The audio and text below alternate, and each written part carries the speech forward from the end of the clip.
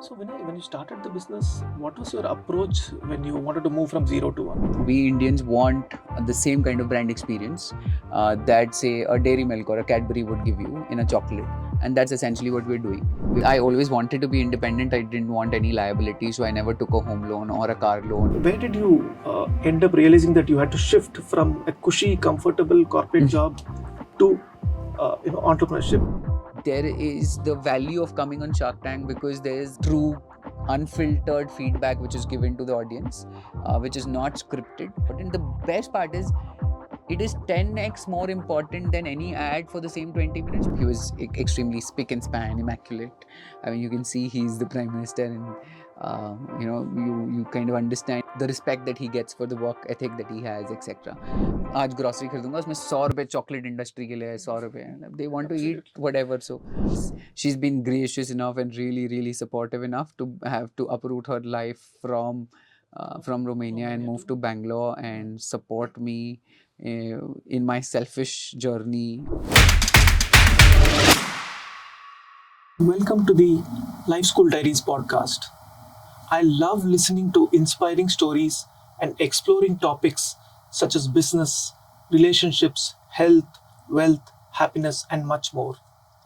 In each episode, we will listen to real stories and learn from them. I find these topics exciting because they are so critical to our well-being. In the very first episode, I have with me Vinay Kothari, the CEO co-founder of GODESi. Hi Vinay, great to have you here today. Great to be here as well, for sure. Vinay, yes, you founded GODESi in 2018. Yeah. For the interest of the audience, it has been founded by co-founders, the brother-sister duo, Vinay Kothari and Raksha Kothari. And you have also received a Series B funding of $5 million very recently. I wanted to understand if you could just give a brief on what GODESi is. So at GODESi, our mission is to make Desi popular. What we do is we find these unique Indian treats or products which have been erstwhile dominated by cottage industry or regional products and regional categories, and then we try and create a branded experience for the urban consumer. So for example, if you look at the cash counter today, at the point of sale, you will see a lot of brands being created in chocolates, chewing gums, energy bars, hard-boiled candies, mints, etc. But at the same cash counter, you will see a lot of chikki, chakli, murukku, etc. and plastic bags with brands which will change every 30 kilometers or 40 kilometers. Right. But there's not been a branded experience that has been created there. Now, as the disposable incomes are increasing, we Indians want the same kind of brand experience that, say, a dairy milk or a Cadbury would give you in a chocolate. And that's essentially what we're doing. We've started with the impulse category. Our fastest selling product is something called Desi Pops. Yeah. Just some quick questions. What are the various product categories that you cater to right now? So currently we have 4 categories. We have Desi Pops, which is basically a Desi version of a lollipop. It's fruit pulp with Indian spices. They have no added color, flavor, preservatives, etc. Then we have Desi Meetha, which is essentially meetha in single serve. So the thought process was that if you could have a 5-star at 5-10 rupees, then why can't you have a barfi at a 10 or 5 rupees and a laddu at a 5 and 10 rupees packed and kept at the same cash counter. We also have a Desi Mint. Great. What is your customer repeat rate like, Vinay? So we are an impulse category. We our sales from website is very small. But if you look at a repeat as a conventional D2C brand looks at, is around 34-35%. Our outlet repeat rates are more than 80%. What is your employee count, right? The entire org? We have a very large team offline on ground. So we have approximately 110 people on ground who do the sales on a daily basis, and we have a large factory team as well, manufacturing team. So if you add all of them to put together, we would be around a 450 plus organization size now. Overall revenues? We're currently doing around 3.5 crores per month. Wow. In terms of. Okay. And what is the funding raised till date? Including the Series B funding, which we've just recently raised, we have raised around 79 crores till now. Okay. Just having had a brief idea about the company, I wanted to go back and explore your journey. Right? Sure. So I've known you for the last 15 plus years. Yeah. We worked together in ITC. Yeah. And where did you end up realizing that you had to shift from a cushy, comfortable corporate job to entrepreneurship? What made you shift? It was more a very iterative and step by step kind of a process. Um, Moving from a corporate job to entrepreneurship, as I mentioned, there were like multiple steps along the way. After leaving ITC, I worked at a startup for close to 9-10 months and understood what it takes to run a startup, understood how difficult it is to run a startup and how to execute on ground. And then GODESi happened. It was very iterative. It was a lifestyle kind of a choice that I want to be independent and I want to own my own time rather than create a very large business. But then once we got hooked, once we got this product, Desi Pops, that's where the realization happened that, we are on to something really special and now it's our responsibility to make it big. So that it was very iterative. It was no like a sudden light bulb that, I want to become an entrepreneur tomorrow. Always knew I wanted to do something on my own, but what that could be or would have been was always a decision in making.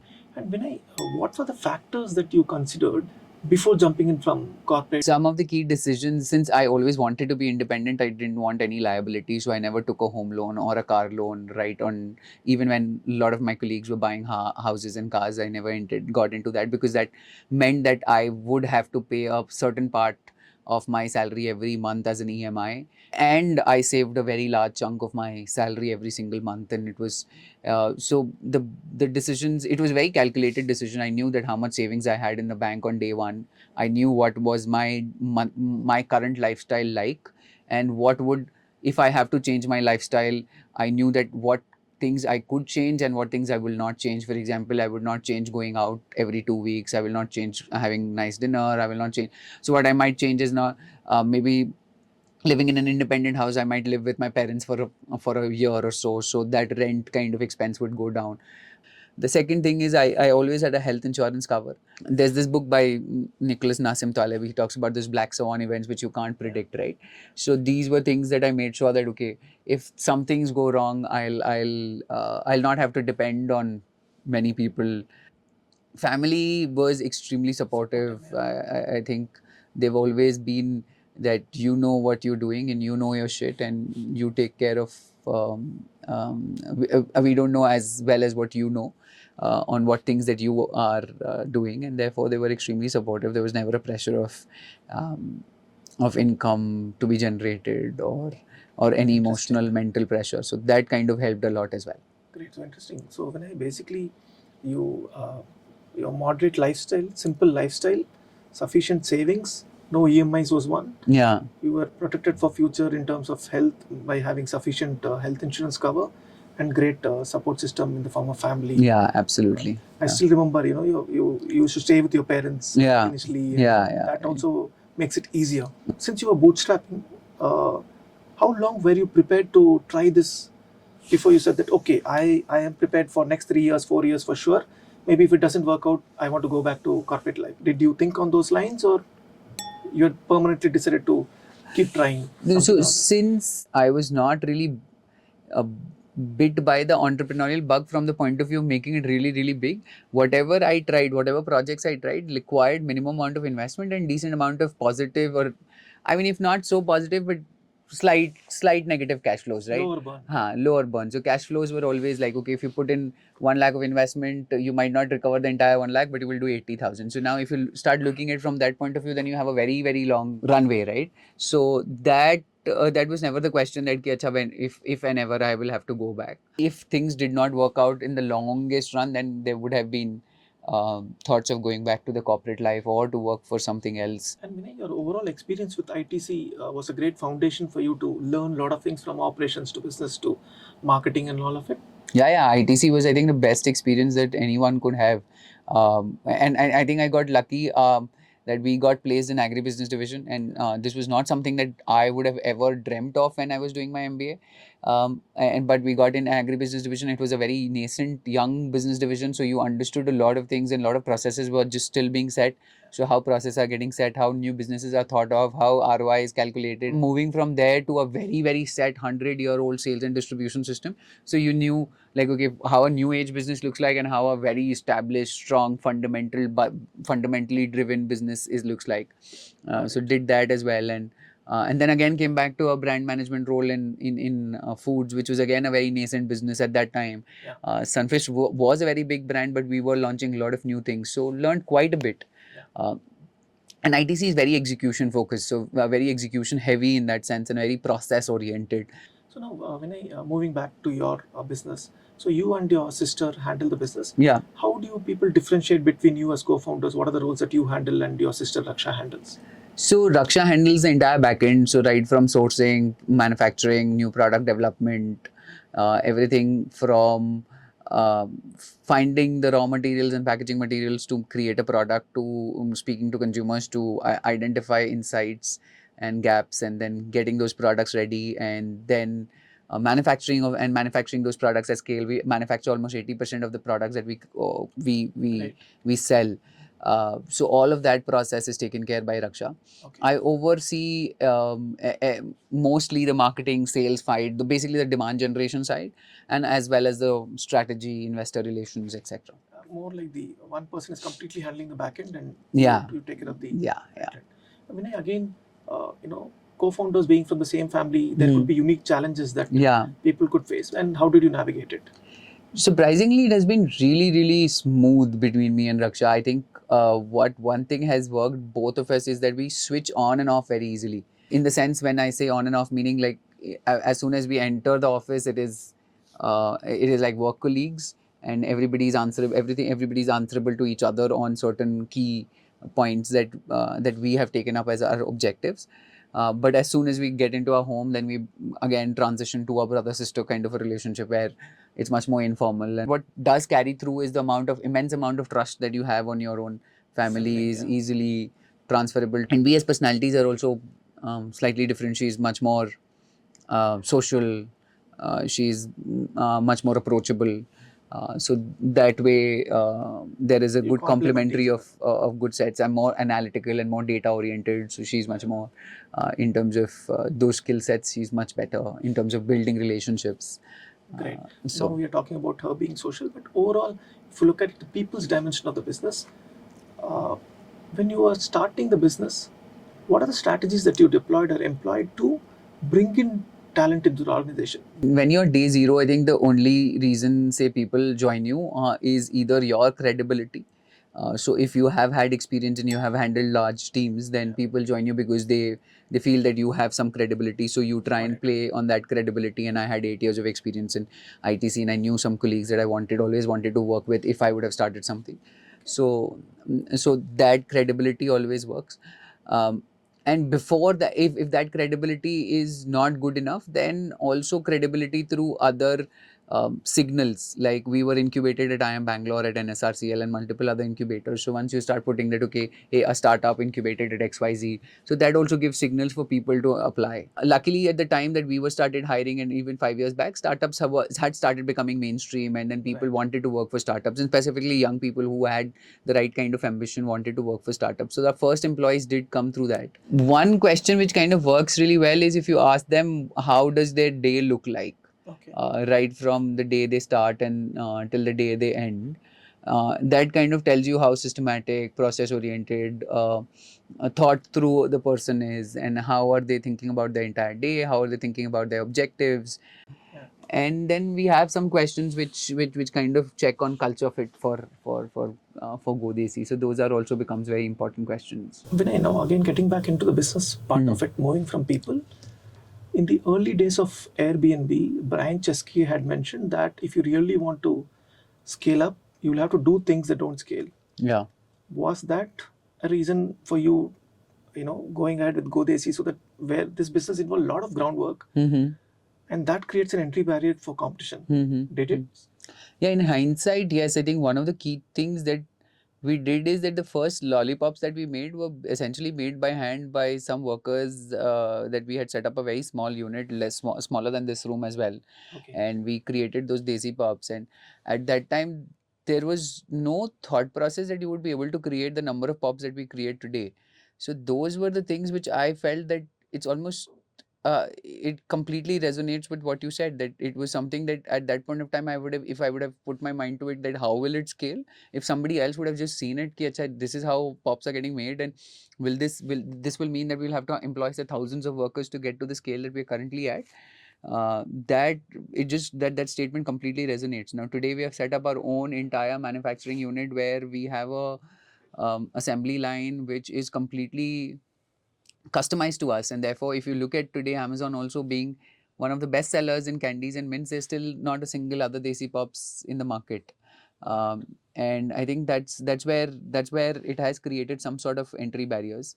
And if it would have been yet another chicky or yet another energy bars, it would have taken some time to create that entry barrier. So at least Desi Pops enables us to get into an outlet without competition or without very heavy amount of competition, because it's a differentiated product and very few people have been able to create it at the scale that we've been able to create it. And similarly, our offline distribution also is extremely painful, is very slow. It takes a lot of time to build. But today we are in 25,000 outlets where we bill every single month. And now even if I have to launch a new product I can easily launch in a matter of couple of months in around 5,000 outlets. Got it. And get really crazy amount of and quick feedback. So yes, things which don't scale rapidly do become your moat in the long run. Yeah.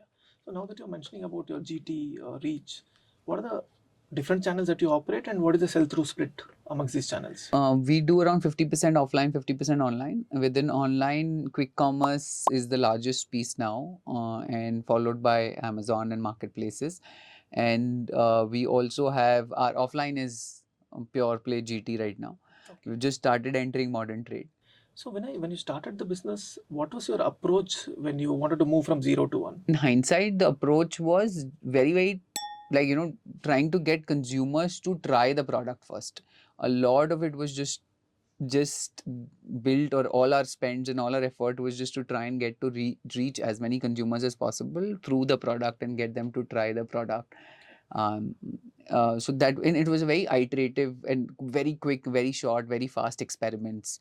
So that was the process, and then trying thousands of things and then just betting big on one single thing. So a lot of experimentation.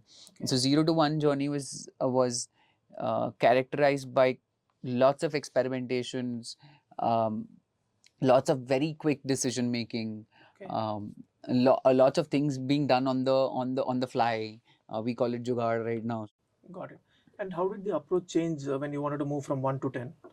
So now the approach is to being able to set processes, because we have kind of identified certain areas which we know there is a product market fit which economically makes sense. And how, so the thought process is now how do you scale. So there's a lot of focus in those specific subcategories like offline distribution, like Desi Pop. So there's a lot of focus on building those categories, building that channel, and how do you build that channel, and how do you set things that you worked for you in a process so that anybody new comes in, keeps doing that thing without you being there. At the same time, then there are lots of things that we are doing on the side which are experimentative in nature, which will maybe lead to larger delta and larger 10x results later on. So there now the business is essentially divided into two sets. A, where we know where our bread and butter is, and B is where our bread and butter is going to be in the future. So that's how we're looking at it. Earlier, everything was experimentation. So that's the difference. Now that you mentioned PMF, product market fit, what is the process of you developing new products? How do you go about it? For us, a lot of new product understanding or ideas or inspiration comes from going to the market, going to meet our customers, which is essentially the retailer, being there at the retail outlet and seeing what are the categories where there is a very high amount of consumer demand and interest, but lack of brands. And the second piece is, once we've identified a category, we try and figure out, okay, what are the pain points of the consumer in this category. So if we've identified sweets as a category, we'll go and comb through Amazon. Okay, what are the negative reviews? Why are people not happy? What is not working for them? And then see if there is a large consumer unmet problem and try and see if we can solve that in a meaningful way for us to be able to create value then. Great. So Vinay, what are the financial metrics that you review constantly with your team? Consistently with sourcing teams and manufacturing teams, the gross margin, it is the production numbers, etc. So those are things that we continuously look at. We also keep looking at what is the raw material stock on hand. And so we run a very lean business. We have less than 10-12 days of inventory at any point of time. So that has kept us in really good stead. So those things essentially get tracked very, very diligently on procurement, on sourcing, on NPD, on operations, transportation cost, number of days to deliver, etc. So those are multiple parameters. Uh, but for overall as a business, one of the best metrics to measure is what is your contribution margins, and the other is burn, like how much cash is the cash coming in, how much cash is going out. Not really more than EBITDA. We are happy to look at cash as a component. Like cash flows is more important for us. Got it. So, Vinay, as a co-founder CEO, you are usually exposed to ideas, insights, learning. How do you store these ideas? What are the productivity tools that you use to jot down your ideas so that you can refer back whenever needed? No rocket science here. What I do is whatever books I read or whatever podcast that I listen to, and I find them interesting, I jot them down in a single note, and I have a Google sheet which says, okay, this podcast, what are the learnings from this podcast? What are the books? What is the learning from that book?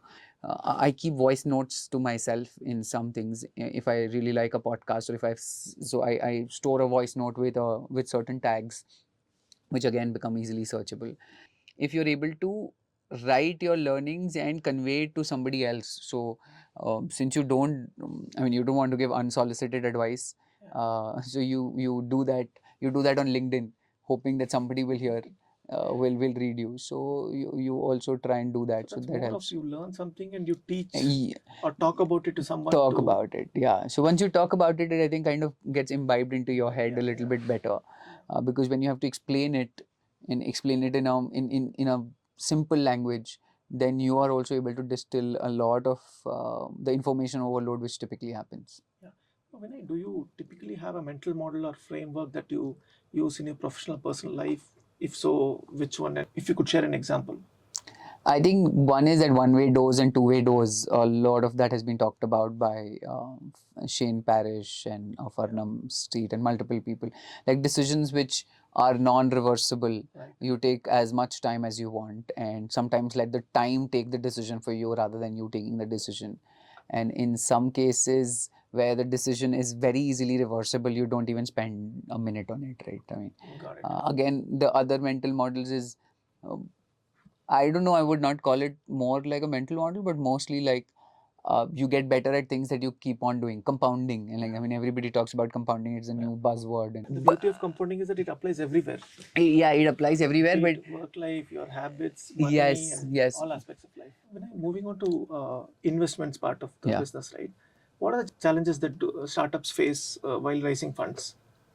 A lot of startups outside the business fundamentals, etc. Sometimes startups just are at the wrong place at the wrong time, right? Like for example, if you're raising funds in a climate when the investment, when there's a downturn or where there's a funding winter, etc. So then you get caught in the wrong cases. You get, if you're not the flavor of the season. So there was a flavor of D2C brands, or I mean, direct online was a flavor of the season. Then Fintech was and so on. fintech was, or omni-channel brand was, and then that, or if you have taken a very diametrically opposite bet. So for example, we had really bet very heavy on offline sales, and which was very diametrically opposite when there was a D2C flavor of the season. So those are the times when it kind of becomes difficult to explain.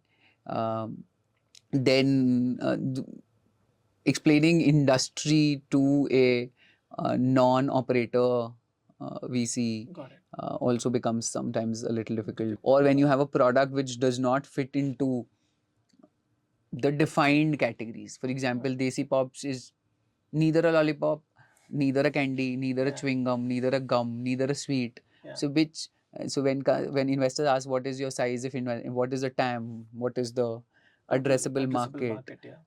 I mean, I can say the entire sweets market. I can say the chocolate market as well. I can say the confectionery market as well. Because consumers don't define industry the way we define industry, right? आज grocery खरीदूंगा उसमें 100 रुपए chocolate industry के लिए है 100 रुपए. They want to eat whatever, so they just want to have a filler or a recreation in the mouth. So Vinay, if you had the privilege of choosing between 2 to 3 investors who are ready to invest, what is the criteria that you would apply to choose? See, I mean, it depends upon founder to founder. For me personally, investors who give strategic direction, give strategic insight, who correct you when they think they are going wrong, who speak their mind really freely, and but do not get involved in a day-to-day operations of the business. Hands-off investors work for me really well, Okay. for me personally. And the second is if they come with experience of having built larger consumer brands or having been part of a larger consumer brand journey, that really helps. And we've had such investors. Been lucky to have such investors. Okay. And Vinay, how do VC funds subtly hint that they're not interested in investing? Are there any usual thanks but no thanks kind of lines that you've come across or What heard is from the others? size of your TAM? I think when you hear that, if a VC is telling you what is the size of your TAM, you Okay. kind of get it that okay. Okay. I mean, what is your one advice for businesses looking for funding? Work on the solid fundamentals of the business, and funding usually take care of itself. And obviously, story. I mean, people love stories. When I mean stories, mean authentic, real stories. And if you're able to sell your story and able to craft a story which is differentiated, unique, that kind of works. So, storytelling is important. Great. So when you were part of the Shark Tank pitch, Yeah. what was the experience and how did it help the business? The experience was fantastic. I think it was a very well-oiled machine. I mean, everything was set. Everything was on time. Really fast. The sharks were extremely. I mean, we had a 1 hour interaction with them. They were extremely gracious. They were nice to us. They liked our products.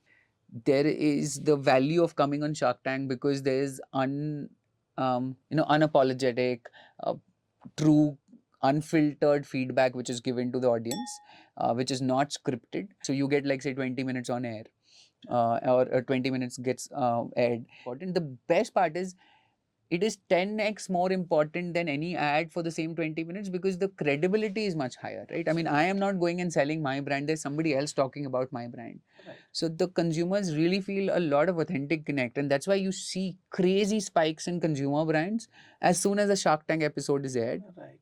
And not when they put their ads. If I would have put the ad for 20 minutes, it's not like I get a sudden spike on my sales. Yeah. But the credibility is so high that you start getting those spikes. So that's, I think, is the key reason why Shark Tank starts working for consumer brands really well. Great. So similarly, Vinay, your brand was present at the Startup Mahakumbh. Yeah. You were lucky to present your brand to Mr. Modi, our Prime Yes. Minister, when he had come visited your stall. So what was the experience at Startup Mahakumbh and experience of meeting the Prime Minister? It was very surprising. We didn't know that this will happen. We once we first got selected for the entire 20 startups.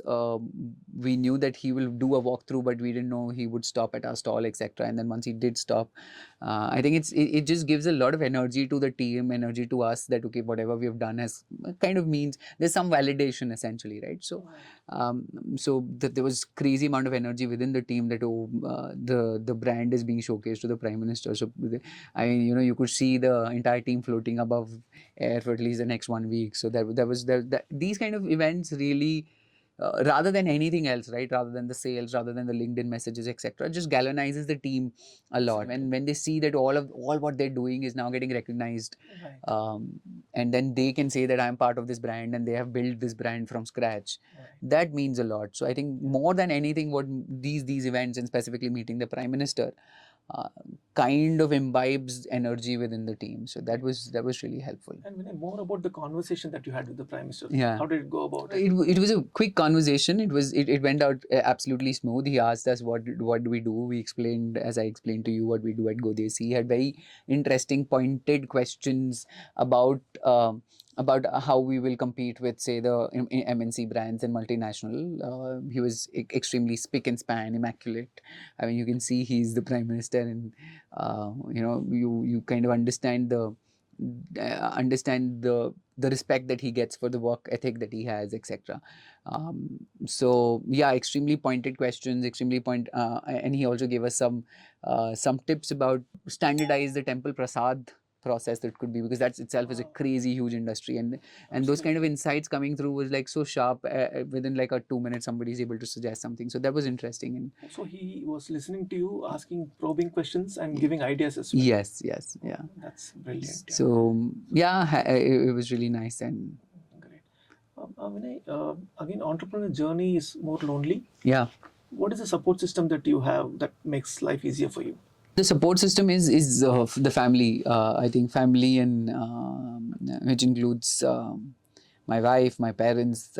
We have 2 dogs and a cat. A sister is always obviously. Yeah. So yeah, those kind of those are the that keeps you sane in some sense. Right. So now we move to your personal life. Yeah. I've known that you go bouldering. Yes. Right. If you could explain for the audience as to what is bouldering and why do you do it? So bouldering is you find rocks which are say anywhere between 15 feet to 25 feet at best in height, and you try and climb those rocks which are mostly vertical in nature or slightly inclined on either side. It could be overhung or on the other side, and you try and climb them with your fingers and with shoes. You have climbing shoes and using no ropes also. And no ropes, and you have crash pads on the bottom. So if you fall on those crash mats, and using chalk to dry your hands, and then you try and climb them. If you look at it, if a layperson looks at it, it looks like a very futile exercise because they might, most often there's an easier way or easier path to the top. That itself is what excites me the most, because in the futility of the attempt, you kind of understand how small and insignificant you are in the entire large scheme of thing. Right. And everything and whatever you create, it you do it for your own self and for what it does to you rather than for what it means to somebody else. So that's why, and it's a very calming influence on me. I have a monkey mind. So what happens is when you're on a rock and when you're not with ropes and you're hanging on bases because of your fingers, or maybe if you're slightly high, there's nothing else going on in your mind except focus, except where your hands are, where your feet is, where the next foothold is, where the next handhold is. And you're absolutely, it's like the flow state, right? And you once you get that flow state, it's very difficult, you kind of get addicted to it. So Vinay, what did money mean to you, say 10 years back, and what does it mean to you right now? I think it means the same to me. It means independence. It means being able to do what I want to do and own my own time, and that's essentially what has meant to me from day one. So it's the same. You are very clear that it gives you freedom. And it gives me freedom, and that's essentially what it means to me. With your personal life, more than a decade ago, I remember meeting you and Raluca, your then girlfriend, now your wife, Romanian. Yeah. So a little bit about your personal story with Raluca. We met on a hike in Sikkim, and I think rest is history. I think I would say we've been together for a long time, and now we have 2 dogs and a cat. And she's been gracious enough and really supportive enough to have to uproot her life from Romania and move to Bangalore and support me in my selfish journey of running this startup. What are the 3 non-fiction books that you have read that you want to recommend to the audience? I gift Man's Search for Meaning by Viktor Frankl quite a bit. So that's one book that I've gifted. In marketing, I've recently read this book called How Brands Grow by Byron Sharp. Kind of breaks a lot of myths that you have about marketing. Byron Sharp's the way he breaks myth, he talks about how loyalty doesn't play a critical role. Yeah. World over, all brands across sectors, be it FMCG, be it insurance, it's all about new acquirers. Getting through new customers. And that's why when you ask me about that repeat question, for us, we don't track repeat at all. For us is like, how many consumers are coming to the brand, because we are such a fleeting brand, right? I mean, you're not going to die if you don't have Desi Pops tomorrow. You don't walk into an outlet to get a Desi Pops. Any experience, Vinay, that has changed your life that you would recommend others to try? I mean, try rock climbing. I think it changed my life. Thank you so much for coming over and giving the time. Really grateful. Thank you, Kishore. Thank you so much for watching the entire episode. Looking forward for your feedback. Please feel free to share the feedback in the comment section below, and let us know what kind of topics you would want to see and which kind of guests you would want us to invite. Your suggestions will help us bring more valuable content to you. Thank you.